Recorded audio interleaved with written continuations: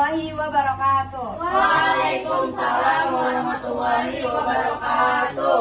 Selamat sore teman-teman semua. Sore. Bagaimana nih kabarnya teman-teman? Alhamdulillah.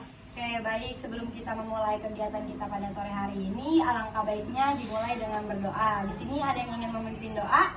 Ya Kak. Ya, silakan. Baik teman-teman, sebelum kita memulai kegiatan ini, alangkah baiknya kita berdoa terlebih dahulu. Berdoa dimulai.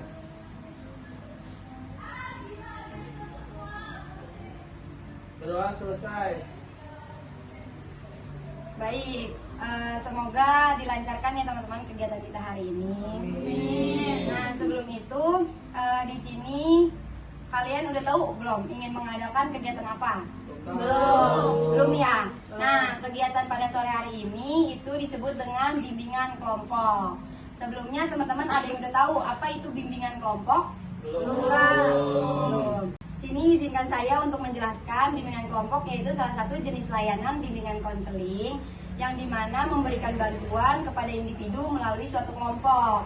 Nah, diharapkan di sini teman-teman untuk berpartisipasi aktif, menjawab, merespon atau memberikan tanggapan atau ide-ide yang teman-teman punya dengan tujuan untuk bisa menumbuhkan kepercayaan diri teman-teman dan membantu menggali potensi yang ada di diri teman-teman. Nah, sampai sini ada yang ingin ditanyakan? Cukup. Berarti sudah paham ya? Paham. Nah, sebelum itu di sini saya sebagai PK, yaitu pimpinan kelompok. Nah, di sini kalian itu sebagai anggota kelompok. Nah, sebelum kita melakukan lebih jauh lagi, alangkah baiknya kita melakukan perkenalan terlebih dahulu. Kalian belum pada kenal kan? Belum. Nah, sebelum perkenalan juga kita akan melakukan games dulu nih teman-teman. Wah, games apa tuh Kak? Nah, jadi di sini gamesnya itu misalnya ketika saya nyebutin sikat, berarti tangannya harus di sini sikat. Berarti kalau saya nyebutin sikut, di sini. Kalau sakit di sini, di perut. Nah, games ini untuk melatih fokus teman-teman ya. Kalau sikat gimana sikat? Gini. Sikut? Gini. Sakit? Gini. Paham ya teman-teman? Paham. Nah, kalau yang tidak fokus selama 2 kali, berarti perkenalannya dimulai dari orang tersebut. Setuju ya teman-teman? Setuju. Ya, kita mulai fokusin diri kita masing-masing dulu ya teman-teman ya. Sikut, sikat, sakit. Salah nih, wah. Baru dapat ya 1 ya teman-teman. Lanjut nih. Sakit, sikut, sikat, sikut, sakit. Nah, di sini teman-teman udah fokus berarti ya teman-teman. Berarti di sini perkenalan dimulai dari sini dulu. Nah, untuk teknis perkenalannya ini kalian bisa menyebutkan nama panjang kalian, kemudian kalian disebutnya biasanya sehari-hari apa gitu. Nah, nanti di situ kalian juga menyebutkan kegiatan apa yang paling kalian sukai, tapi tidak boleh menyebutkan apa. Jadi harus pakai gerakan ya. Misalnya kalian suka kegiatan tidur, berarti harus tidur gitu. Paham teman-teman? Paham. Ya, perkenalannya berarti dimulai dari sini. Nanti muter ya teman-teman ke sini. Iya. Ya, silakan. Oke teman-teman, perkenalkan nama aku Satya Permatasari dan kegiatan yang paling aku sukai adalah sekolah.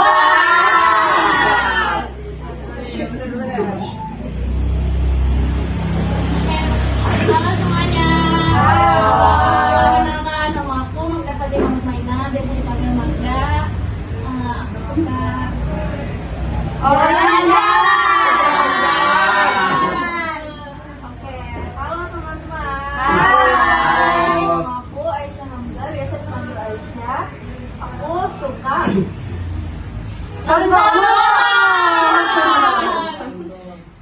Halo teman-teman, perkenalkan nama saya Kansa Mafira Lydia, biasa dipanggil Kansa. Aku suka menulis. Oke, perkenalkan nama saya Zulfikar Ali Wardana, biasa dipanggil Fikar. Hobi saya Oh,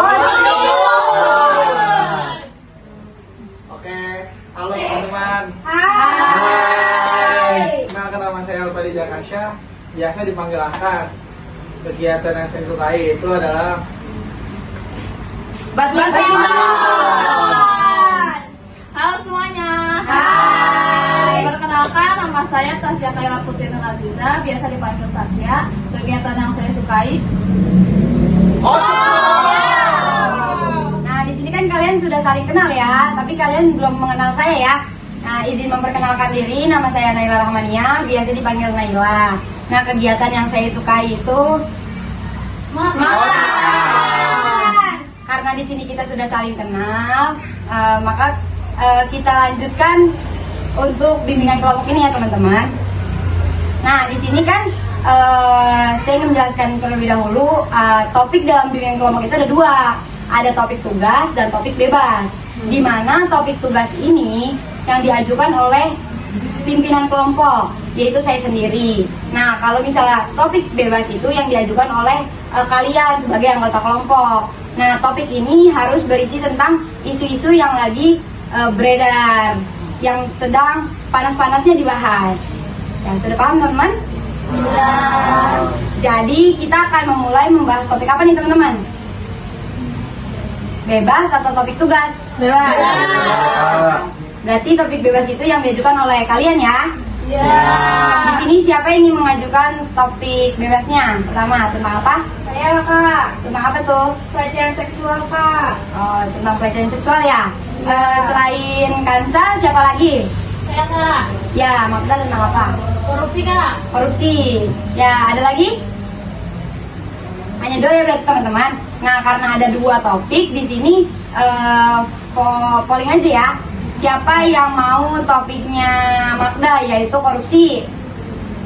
Nggak ada ya berarti siapa yang mau tentang topiknya Kansa, yaitu pelecehan seksual? Saya Kak.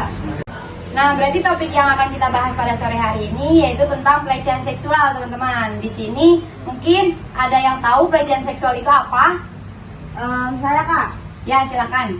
Menurut saya itu pelecehan seksual itu adalah suatu tindakan menyerang atau merendahkan atau menghina tubuh seseorang baik secara fisik maupun non fisik, yang dimana nanti dampaknya itu bisa menyebabkan korban ini merasa malu kah, atau dia tertekan, atau bisa jadi dia mengalami gangguan jiwa.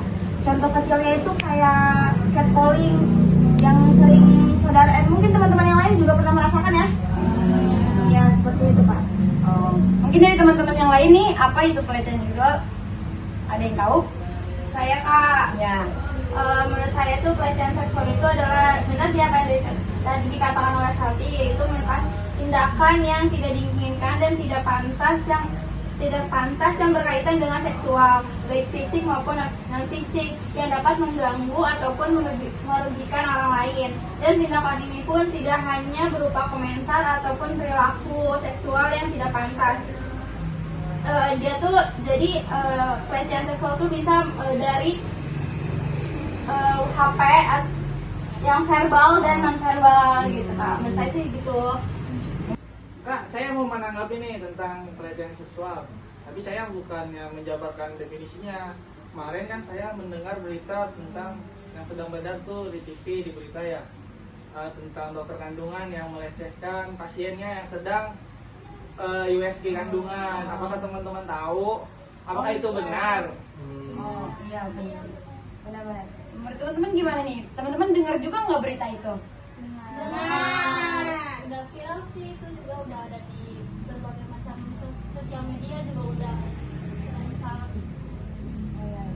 Sama nggak sih kalau pelecehan seksual tuh kayak yang di suatu film tuh, yang film bid'ah tentang wali-wali itu loh. Gimana tuh emang filmnya?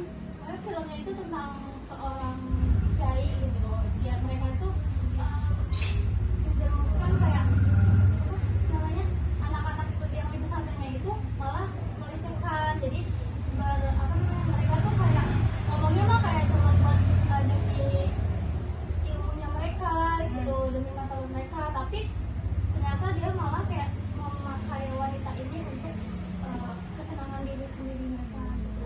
Kalian gimana? Itu kayaknya buruk banget sih, emang harus ditindaklanjuti oleh kepolisian ataupun yang lain itu emang parah banget kalau kayak gitu ya, jatuhnya udah parah. Itu gurunya yang kayak gitu. Iya, gurunya, jadi pimpinannya itu loh. Kalau dari kalian, kalau pelecehan seksual itu mengacunya itu kemana? Harus dilaporkan kah atau gimana? Menurut saya dari boleh jadi dari korbannya ataupun dari yang melihatnya gitu ya, bisa dilaporkan ke aparat kepolisian, atau memang kalau misalnya korbannya biasanya mayoritas orang yang habis dilecehin itu takut, trauma, takut, dan dia merasa malu gitu ya, jadi dia nggak berani buat melaporin sendiri gitu. Alangkah baiknya dia bisa datang ke psikolog dulu ya, namanya apa, psikolog Iya, ya. psikolog. Iya, menurut aku gitu sih. Jadi gimana nih teman-teman, menurut teman-teman yang lain, apakah ada pelecehan seksual itu kayak gimana sih? Kak, izin menanggapi perihal pelecehan seksual itu. Yang saya tahu kan pelecehan seksual ini kan sedang marak-maraknya ya. Contohnya kemarin saya nonton berita di TV, itu ada dokter, nggak apa-apa ya sebutkan universitasnya, itu lulusan Unpad Pajajaran, yang mana ketika dia sedang meng-USG pasiennya, dia memegang tubuh, salah satu tubuh pasiennya. Nah itu maksudnya, kalau menurut saya pelecehan seksual itu tuh bukan hanya sekedar hanya nafsu. Dia itu mirip seperti pencurian, di mana ada kesempatan situ dia akan melakukan. Menurut kalian kayak gimana? Setuju, aku setuju. Soalnya juga udah banyak juga sih kayak yang di isu-isu internet gitu, udah banyak di sosial media juga terkait isu-isu tentang pelecehan seksual kan. Kayak kalian pernah dengar juga nggak sih yang tentang film bid'ah yang setahu saya dari Malaysia deh kalau nggak salah. Itu tuh kayak filmnya tuh tentang pimpinan pondok pesantren yang melecehkan santriwatinya, santriwati mereka, kayak mereka berisu-isu tentang beranggapan kayak tentang ini untuk agama lah, ini untuk inilah, membawa dalam Islam lah, tapi sebenarnya itu untuk nafsu dari mereka sendiri gitu. Menurut teman-teman gimana itu? Itu yang ngelecehin gurunya sendiri. Iya, jadi pimpinannya itu gitu. Harapan kalian tuh gimana? Kalau misalnya dari, kan kayak gitu tuh, itu harusnya tuh dari, kan ada yang suka takut kan mereka itu kan, jadi mereka tuh harus kayak gimana sih gitu. Oh, izin nanggap ya. Ya boleh. Kalau menurut aku film Bida itu tuh mengangkat isu santriwatinya itu kan asalnya berandalan ya, dari orang tuanya yang susah dibilangin, tiba-tiba masuk pondok, jadi dia nggak tahu apa-apa tentang Tuhannya, tentang Rasulnya, jadi dia ikut apa kata kiainya. Jadi tuh menurut aku pelecehan seksual di film Bida itu pelecehan seksual yang sudah direncanakan, bukan walidnya saja ya, bukan kiainya saja, tapi bawah-bawahannya sudah berencana akan gimana ke depannya dengan embel-embel mendekatkan diri kepada Tuhan dan Rasulnya gitu. Makanya percaya aja kalau diajak nikah batin apa gitu. Tapi akhirnya nikah. Enggak, tapi mereka tuh kayak cuman ini aja, kayak nyebutnya kan nikah batin, padahal dalam undang-undang kan harusnya kalau misalnya nikah kan dalam undang-undang juga kan gitu, maksudnya kita secara sah gitu dalam negara tertulis gitu. Ini mah enggak gitu, jadi kayak mereka tuh cuma bilang udah kita nikah batin gitu, padahal nggak ada gitu. Kalau emang benar nggak nikah gitu, berarti itu masuk pelecehan seksual ya. Bisa jadi. Dan itu kasusnya parah sih, berarti. Dari teman-teman nih, ada berita-berita yang beredar, mungkin teman-teman tahu nggak nih? Oh ya, izin menanggapi ya. Kita kan di sini hanya tahu bahwa pelecehan seksual itu hanya kayak misalkan ada cewek jalan terus disiulin, itu kan juga termasuk hanya yang nampak dilihat oleh mata aja. Ternyata di media sosial juga, apalagi semacam Facebook, Instagram, kan sekarang banyak nih media sosial beredar. Itu ternyata orang yang tidak dikenal terus kayak ngechat kita yang ngirim gambar yang tidak pantas ataupun chattingan yang tidak senonoh lah ya, maksudnya itu juga termasuk pelecehan seksual. Terus menurut kalian tuh gimana sih cara untuk menghimbau gitu, maksudnya gimana ya untuk mengatasinya gitu? Mungkin kalau misalnya kayak gitu kayak kitanya lebih hati-hati gitu, kalau misalnya ada orang yang kayak gitu kitanya juga jangan kayak kitanya juga ngebalesin lah gitu, kayak kitanya udah kita skip aja gitu, udah langsung kita iniin. Mungkin kalau misalnya mereka nelfon atau apa gitu langsung aja diblokir nomornya gitu, jadi kita atau enggak kita bisa laporin ke kayak misal polisi gitu gitu. Iya, tapi ada aja oknum-oknum yang kayak misalkan dia memiliki target semacam apa ya, kayak misalkan bahasanya aku nggak suka dia, terus kayak diincar terus, kalau kayak gitu tuh kitanya semakin takut dan kitanya tuh harus kayak gimana gitu biar lebih kitanya tuh ada kekuasaan di belakang gitu yang melindungi gitu. Oh, berarti pelecehan seksual juga bisa terjadi karena patah hati, penyakit hati, iri hati, karena dia cintanya nggak diterima, ditolak terus, dikejar terus sampai trauma akhirnya. Ya, jadi kayak dendam, jadi kayak bikin dia mereka itu kayak ini gue harus dendam sama dia gitu. Sebenarnya iya sih yang bikin salah satu hal yang berpotensi seseorang ingin melecehkan wanita tersebut juga tergantung pakaiannya sih menurut aku. Karena kita maksudnya yang kita tahu gitu ya, pandangan lelaki itu memang nggak bisa dikontrol mungkin ya dari beberapa. Nah jadi sekarang balik lagi ke diri masing-masing gitu, kita sebagai perempuan yang harus bisa menjaga diri gitu. Kayak tadi kata kamu kan kita harus hati-hati ya, iya benar, itu salah satu hal yang bisa mengantisipasi dari pelecehan seksual ini. Karena memang di zaman sekarang ini gampang banget melakukan pelecehan seksual gitu. Kayak kalian tahu nggak bot Telegram? Nah, aku kan di situ kan ya kita ya anak-anak muda zaman sekarang itu kan suka cari temen ya. Tapi minusnya di situ tuh kita malah ketemu sama orang-orang stres gitu ya. Yang malah menawarkan hal-hal yang negatif yang mengarah ke sana gitu. Itu bisa langsung di skip aja gitu. Melalui media sosial bisa juga ya berarti terkena pelecehan seksual gitu. Mungkin dari teman-teman. Aku menanggapi dong. Menurut aku pelecehan seksual itu bukan hanya yang menjadi korban itu bukan hanya wanita saja, lelaki juga pernah. Contohnya saya pernah nggak tahu ini termasuk pelecehan seksual atau enggak. Ketika saya jalan-jalan ke Jogja, ketika saya ke warung, saya pernah ditawari kata kasarnya itu berhubungan badan, maksudnya saya bayar ke dia, maksudnya biar memuaskan nafsu saya gitu. Misalnya 300.000 gitu, dapat kamar. Itu menurut kalian pelecehan seksual apa enggak sih? Termasuk sih, Termasuk. itu sama. Dan sayanya pun nggak senang maksudnya. Iya. Dikira perempuan wanita itu wanita bekerja seks bebas itu, dikiranya saya tuh senang, padahal saya enggak. Itu bisa dilaporin sih. Iya. Tapi kebanyakan kasus ya wanita lebih banyak. Iya. Mungkin faktor utamanya adalah dari cara berpakaiannya. Berarti bukan cuma wanita saja, tapi lelaki juga bisa mendapatkan pelecehan seksual. Iya. Mungkin menurut teman-teman nih, apa sih penyebab dari pelecehan seksual? Kita misalnya mendapatkan pelecehan seksual itu apa gitu penyebabnya? Kan tadi katanya bisa menjadi dari perempuan, misalnya perempuan menjadi korban pelecehan seksual karena berpakaiannya. Mungkin dari teman-teman apa sih selain cara berpakaian, kan nggak cuma dari laki-laki dan perempuan juga bisa menjadi korbannya kan? Jadi menurut teman-teman gimana? Mungkin dari penyakit hati juga bisa, dari sosial media yang tadi dijelasin juga gitu. Kayak mereka tuh harus, kitanya juga harus hati-hati gitu, harus mungkin juga pilih temen ya gitu. Kan ada juga temen yang mengajak ke ya, jalur yang gak benar gitu. Jadi dari kitanya juga harus pilih teman gitu. Ya semoga aja kita dapat teman-teman yang baik gitu.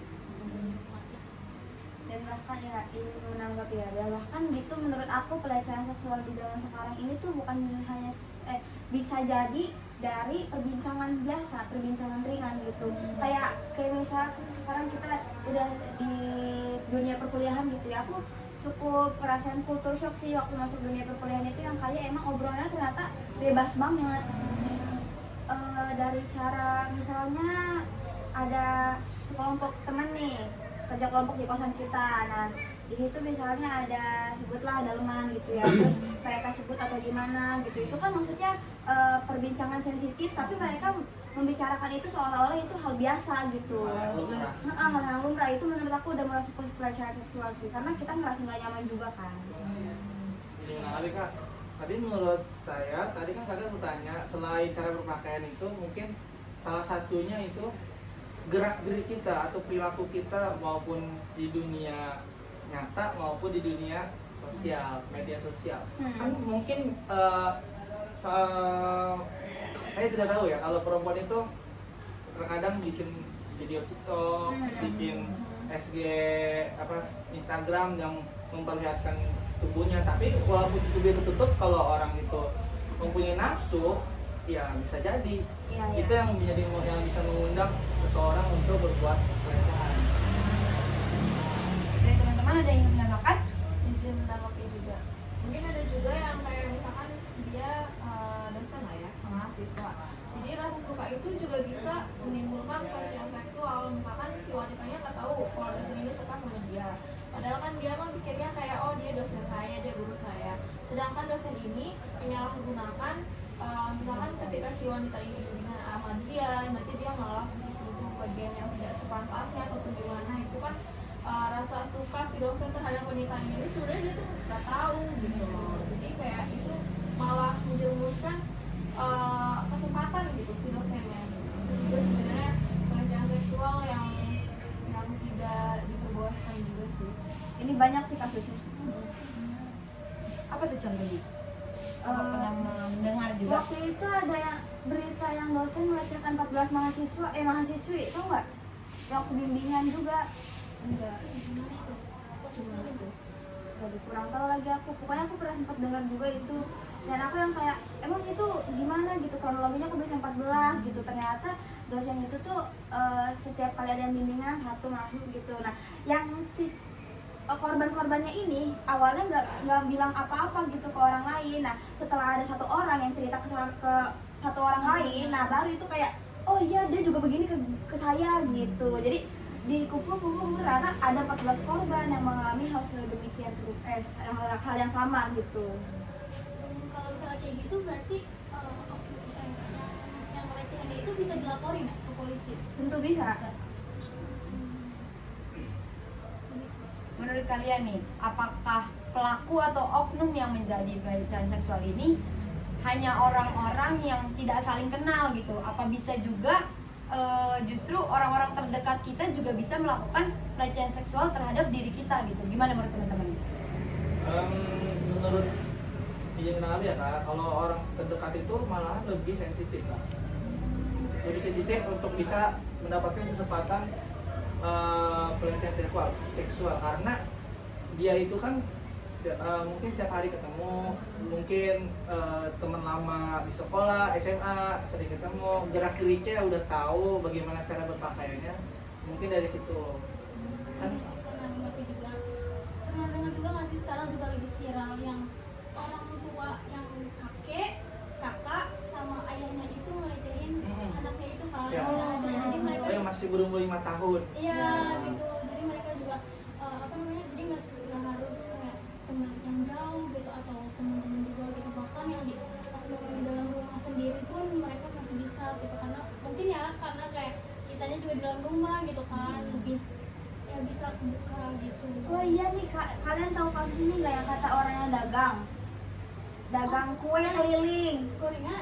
Dagang gorengan. Iya, Nah gorengan. terus habis itu si orang ini emang udah ngincer korban ini. Iya tahu. Iya tahu kan, yang dikubur. Iya dikubur, dan sekarang mereka juga kayak awalnya anaknya itu takut kan gitu udah ngincer. Nah parahnya pelecehan seksual ini tuh bisa jadi dari pelecehan seksual jadi pembunuhan karena Karena pelakunya itu takut dilaporkan. Jadi apalagi kan yang sudah dilecehkan itu kan lemes pastinya ya kan, nggak punya tenaga untuk untuk melawan juga. Jadi dia berpotensi untuk membunuh itu potensi untuk membunuhnya itu lebih besar. Jadi dia melindungi dirinya dengan membunuh korban itu. Jadi teman-teman mungkin ada yang ingin menambahkan lagi? Ya, aku izin menanggapi ya. Oh ya, kalian tahu nggak film bioskop yang Vina itu? Oh iya. Tahu. Iya, ternyata itu masuk ke pelecehan seksual juga karena Di situ tuh ternyata sebelum dia dilecehkan itu, tapi ada orang-orang yang merencanakan target si Vina itu. Jadi pas setelah dilecehkan itu, dia karena takut nanti si Vinanya ngomong ke keluarganya ataupun keluar gitu, jadi dia lebih baik gitu ya oleh si oknumnya ini itu lebih kayak lebih dibunuh gitu loh. Jadi kayak serem banget gitu. Sumpah ini film serem banget sih emang. Tapi emang pelecehan seksualnya parah banget ya.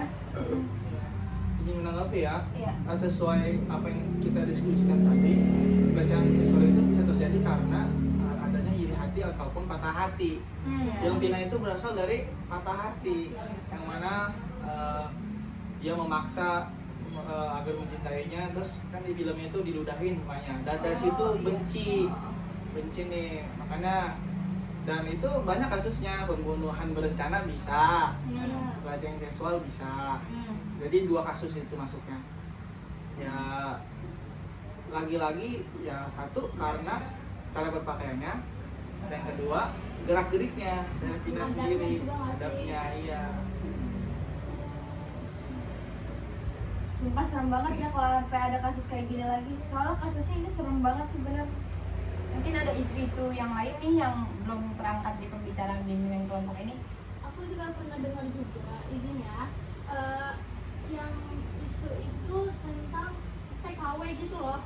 Jadi kan sekarang tuh banyak ya TKW gitu yang dikirim ke luar negeri gitu untuk biasalah buat ibu rumah tangga, bukan ibu rumah tangga, itu Pak RT ya, asisten rumah tangga gitu.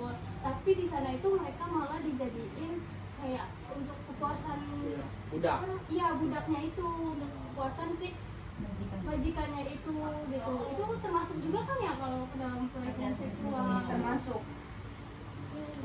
Serem juga nggak sih kalau kayak gitu gitu. Jadinya kayak dianya juga takut gak sih kalau misalnya mau ngomong gitu, kalau misalnya dia nggak nggak ngelakuin gitu, nggak ngiyain, nanti jadinya takutnya malah jadi pembunuhan juga bisa jadi gitu. Bisa jadi dia takut juga, kan dia luar negeri nggak punya keluarga, takut nggak digaji.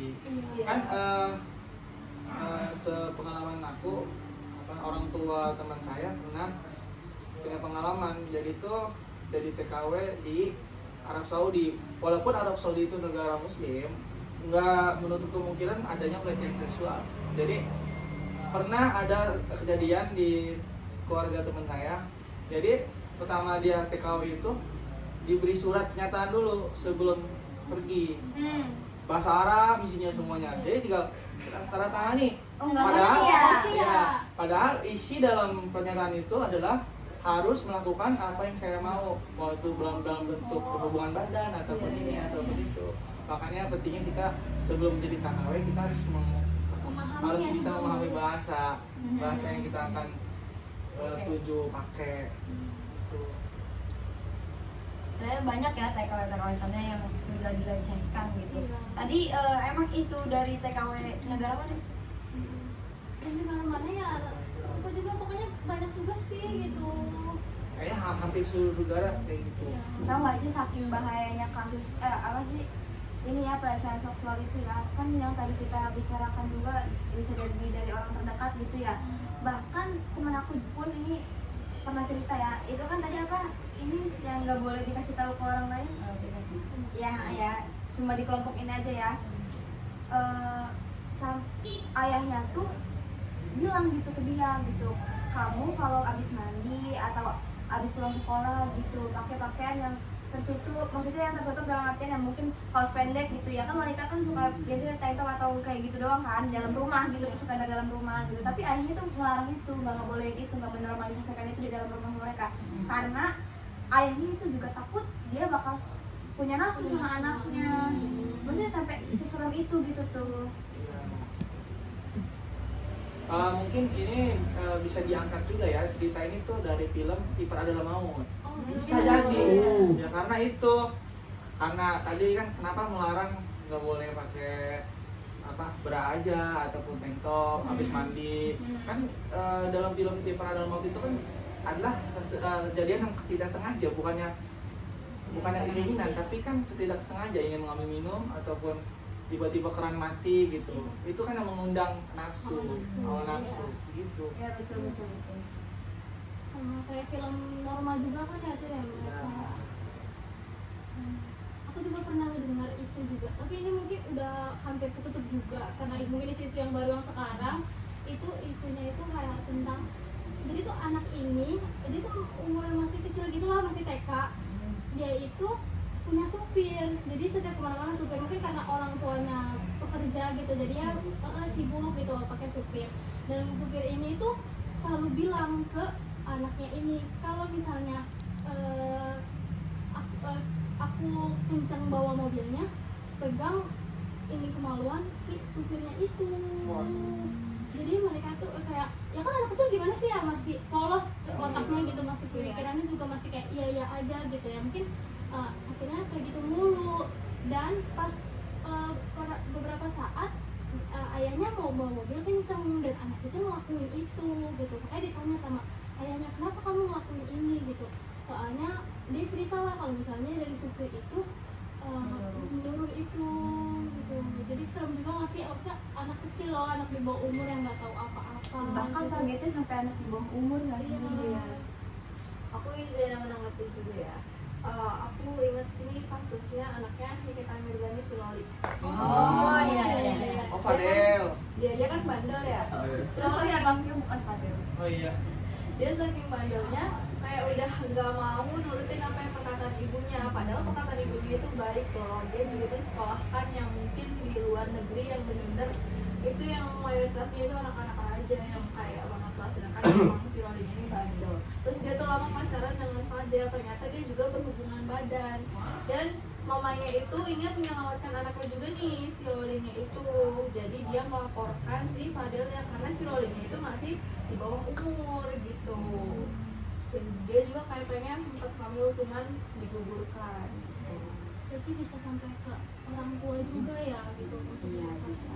Berdasarkan isu yang tadi Aisyah sampaikan ya, ada gimana sih menurut teman-teman nih ketika ada cewek dan cowok ini sama-sama mau untuk melakukan hubungan terlarang gitu, hubungan seksual gitu, padahal di luar dari kata nikah. Itu gimana pandangan teman-teman? Apakah itu bisa disebut dengan pelecehan seksual? Gimana sih pandangan teman-teman nih? Enggak. Enggak, kenapa? Karena karena dua orang ini sama-sama mau dan dia tidak ada yang merasa dirugikan gitu. Dan dia pun kalau misalnya dia mau berarti dia nyaman dengan perlakuan itu gitu. Kalau menurut aku itu nggak masuk pelecehan seksual sih. Mbak Nini menanggapi, dan menurut saya pun kalau misalnya keduanya mau, itu tidak ada dalam undang-undang hukum, tidak bisa dipenjarakan atau apapun, karena ya sama-sama mau. Kalaupun itu pun hamil dua nikah, itu menjadi aib keluarganya, Tanggung jawab bersama. Kecuali memang ada paksaan itu. Paksaan Baru. baru. Kalau misalnya kayak awalnya si wanita ini misalnya kayak udah bilang enggak, saya nggak mau 3 kali, tapi si laki-laki ini tetap mengajak itu dan tapi akhirnya terjadi, itu apakah itu termasuk pelecehan seksual atau tidak? Termasuk. Gimana sih ulang? Ya kalau misalnya kayak awalnya kan emang kayak ayo ngelakuin misalnya, terus tapi wanita ini udah bilang enggak gitu, nggak apa-apa gitu, kayak nggak bakalan kayak gini-gini, enggak kata wanitanya. Terus kayak dibujuk iya, dibujuk akhirnya lah, mau. akhirnya ya udah nih akhirnya mau lah gitu. termasuk karena si ceweknya ini nggak nyaman, nggak mau, dia ada rasa nggak mau, dia nggak, berarti ini masuk pelecehan seksual. Berarti itu masuk Secara pelecehan langsung seksual. ya. Kalaupun misalnya si ceweknya pengen ngelaporin nih, ya bisa aja, cuma pertanyaannya berani nggak dia? Berarti kayak film, aku pernah nonton film itu, film Cinta Mati.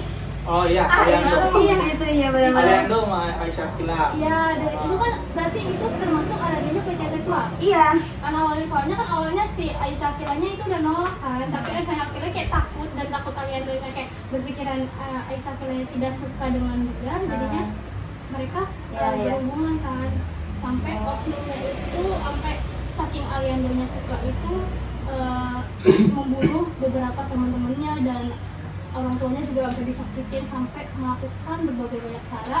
Jadinya mereka ini juga kayak sampai ada yang meninggal, ada yang sampai mereka tuh si Aliandonya ini juga sampai berani banget gitu loh ke polisi gitu, sampai polisi aja diginiin, sampai apa sih dibom juga kan rumahnya itu gitu. Serem juga ya kalau misalnya kayak gitu. Ya ingin menanggapi ya, mungkin kalau dalam konteks film itu ya lagi-lagi karena cinta, Iya sih. karena si Aliandonya itu nggak direstui sama orang tua, jadinya kan aduh gimana ya biar dapetin cintanya dia tuh kita gimana harus paksa, Walaupun berbagai macam ya, ya. akhirnya ujung-ujungnya pelecehan seksual dan ujungnya lagi pembunuhan. Pembunuhan. Berarti pelecehan seksual tuh nggak jauh-jauh ya kadang dari pembunuhan itu. Bisa jadi. Ya, mungkin dari potensi besar ya, potensinya besar ke pembunuhan. Dari teman-teman lain mungkin ada keluarga, kerabat, atau bahkan teman-teman sendiri ini pernah menjadi pelaku ataupun korban. Contoh kecilnya aja misalnya kalian lagi di jalan disiul-siulin oleh orang yang tidak dikenal, itu kan bisa menjadi pelecehan seksual. Apakah pernah teman-teman ini pernah merasakan gitu menjadi korban dari catcalling ini gitu? Bisa menanggapi ya. Mungkin kalau misalkan kasus-kasus yang kayak disiulin gitu, mungkin kita sebagai wanita pernah kayak ya. Iya. Maksudnya kan sering, apalagi kita sering keluar gitu atau ketemu orang-orang yang genit-genit gitu, cowok yang genit gitu, itu kayaknya emang harus dilaporkan sih harusnya, karena kita menganggapnya kayak oh ya udah kita lewat ini gitu, dan dianya juga gak mengganggu lagi, jadi kayak oh ya udah mungkin itu pikiran kitanya ya, baru pikir emang harus dilaporkan. Izin menanggapi juga, kalau misalnya kan catcalling nih, kita di catcalling lebih baik kita kayak melawan, kayak misalnya ya kan ada juga tuh kayak di TikTok kayak ini kalau cara kalian di catcalling ini aja gitu, kenapa coba bilang apa gitu, kitanya nyamperin, atau lebih baik kita kayak yaudah jangan pura-pura jangan dengerin, kita pergi aja gitu, itu lebih baik yang mana gitu? Ini menanggapi ya, menurut aku itu lebih baik kita nggak usah menanggapi karena takutnya berujung kepada kekerasan. Seperti film Pina kan kayak gitu, pertama disiul-siulin, akhirnya dia nggak suka, diludahin mukanya, akhirnya dia berencana bareng-bareng mau membunuh, mau memperkosa bareng-bareng juga, satu orang 15 orang. Jadi gimana nih teman-teman? Kan tadi kita sudah membahas topik yaitu pelecehan seksual. Jadi karena kita sudah melakukan bimbingan kelompok, apa kesimpulan dari topik yang telah kita bahas tadi? Saya izin menyimpulkan bahwa dari bimbingan kelompok tadi itu saya menangkap beberapa poin dari kasus pelecehan seksual ini. Yang pertama itu ada dari dampak emosional dan psikologis, bahwa banyak sekali korban yang sering mengalami trauma, kecemasan, dan depresi yang berkepanjangan, dan ini pun dapat mengganggu kehidupan mereka sehari-hari. Yang poin kedua yaitu saya nangkepnya yaitu tentang pentingnya kesadaran, bahwa kesadaran masyarakat itu kesadaran masyarakat itu tentang apa itu pelecehan seksual itu sangat penting. Kenapa? Karena pendidikan dan penyuluhan juga dapat membantu mengurangi stigma dan mendorong korban untuk melapor. Jadi kayak korban tuh harus banyak-banyak melapor, nggak yang hanya takut nutup mulut, jadinya dia nggak banyak melapor. Yang poin selanjutnya itu yang saya tangkap itu adanya perlunya dukungan dari hukum. Sistem hukum pun harus memberikan perlindungan yang kuat bagi korban dan menghukum pelakunya dengan tegas. Yang poin selanjutnya yang saya tangkap itu tentang yaitu membangun budaya berani bicara. Di situ tuh kayak mengurangi pelecehan seksual itu memerlukan partisipasi aktif dari seluruh elemen masyarakat, bahwa kalau korban itu harus berani berbicara dan memperjuangkan hak mereka. Ya masa sih mereka habis dilecehkan mereka nggak ngomong gitu tuh, maksudnya kayak ya udah gue dilecehin gitu tuh, jangan, harusnya tuh kita tuh harus berani ngomong dan speak up bahwa kita tuh ya kita dapat dileceh kena pelecehan seksual itu maksudnya. Udah sih. Saja. Mungkin dari teman-teman ada yang menambahkan kesimpulan dari bimbingan kelompok kita kali ini tentang pelecehan seksual. Apa sudah cukup? Mungkin lebih kerucutnya hikmah dari pelecehan seksual ini, kalau pelecehan seksual itu sama dengan seperti pencurian, yang mana tidak ada bukan hanya karena nafsu semata, tapi karena juga ada kesempatan untuk melakukannya. Seperti halnya juga mencuri itu tidak ada niatan dalam diri, tapi kalau ketika ada kesempatan itu bisa dilakukan, seperti pembegalan payudara dan lain sebagainya. Baik teman-teman, kesimpulan sudah disampaikan oleh teman-teman juga. Gimana nih perasaan teman-teman setelah melakukan bimbingan kelompok ini? Kalau aku sih Kak, dari hasil bimbingan kelompok ini, aku bisa lebih aware pada diri aku, karena aku sebagai laki harus bisa menjaga diri dari hal nafsu dengan sesama jenis maupun lawan jenis. Itu kan bisa terjadi ya, gitu sih. Dari teman-teman yang lain, mungkin dari pihak wanita nih, kan tadi sudah dari pihak laki-laki. Menanggapi ya, mungkin lebih aware juga terhadap pakaian, bicara, karena perempuan itu lebih sensitif, jadi lebih diperhatikan lagi dari cara kita kayak bergaul juga, ada pantun. Baik teman-teman, karena kita sudah menyimpulkan dan kalian juga sudah merasa penting juga menjaga diri gitu ya terhadap kasus-kasus yang sudah beredar, maka dari itu kalian juga harus bisa membatasi diri kalian gitu terhadap lawan jenis ataupun sesama jenis juga. Untuk bimbingan kelompok kali ini saya cukupkan mungkin. Terima kasih kepada teman-teman yang sudah berpartisipasi aktif dalam bimbingan kelompok ini. Cukup dijaga kerahasiaan atau informasi-informasi yang telah teman-teman sampaikan. Jangan sampai bocor untuk kemana-mananya. Nah, terima kasih juga buat teman-teman yang udah meluangkan waktunya. Kira-kira kita ada pertemuannya mau seminggu ke depan apa 2 minggu ke depan nih teman-teman? Seminggu. Seminggu ke depan ya berarti. Ya. Berarti nanti kita akan ketemu di minggu depan di hari yang sama seperti hari ini, yaitu hari Rabu. Mungkin cukup sekian bimbingan kelompok pada hari ini. Sebelum kita tutup bimbingan kelompok pada hari ini, siapa yang ingin memimpin doa? Saya Kak,